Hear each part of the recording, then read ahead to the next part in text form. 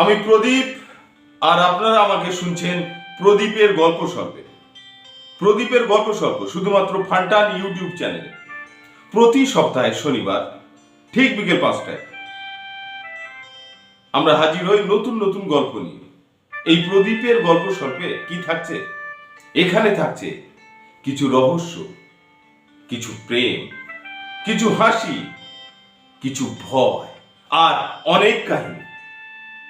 শুনছেন তো আপনি প্রদীপের গল্প স্বল্প। এখানে বিভূতিভূষণ বন্দ্যোপাধ্যায় থেকে রবীন্দ্রনাথ ঠাকুর, মানিক বন্দ্যোপাধ্যায় থেকে শরৎচন্দ্র চট্টোপাধ্যায়, সবার গল্প, বিদেশি কিছু ভালো লেখক, তাদের গল্প, রোমাঞ্চ, রহস্য, থ্রিলার, কিলার, হাসি, প্রেম, সব কিছু নিয়েই তৈরি হয়েছে প্রদীপের গল্প স্বল্প। আপনারা যারা শুনতে ভালোবাসেন বিভিন্ন রকম গল্প, তাদের জন্যই এই চ্যানেল। চলে যান, সার্চ করুন প্রদীপের গল্প স্বল্প, অনলি অন ফান্টান ইউটিউব চ্যানেলে। নেক্সট উইকে মানে এই শনিবার একটা থ্রিলার নিয়ে আসছি। থ্রিলার মানে কোনো গল্প কথা নয়। হাওড়া থেকে রিসরা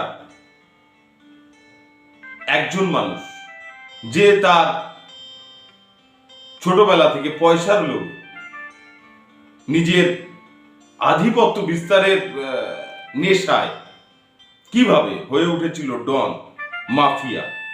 এবং আপনারা জানেন যে এই যে নেচার, প্রকৃতি, সব কিছুই আপনাকে ফিরিয়ে দেবে।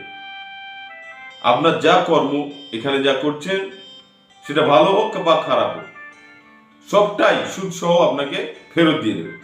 সেই রকম সেই ডন, সেই মাফিয়া, তার শেষ জীবনের পরিণতি কি হয়েছিল, গল্পটা এত ইন্টারেস্টিং।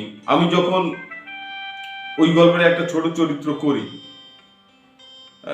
ন্যারেট করি, আমার প্রত্যেকটা মুহূর্তে মনে হয়েছিল এটা কি হচ্ছে, মানে কি হয়েছে, একটা মানুষ কি হয়েছে, তার ছোটবেলা থেকে যে পন্থা ক্রাইমের, বড় হওয়ার যে লালসা, লোভ, তাকে কোন পর্যায়ে নিয়ে যায়।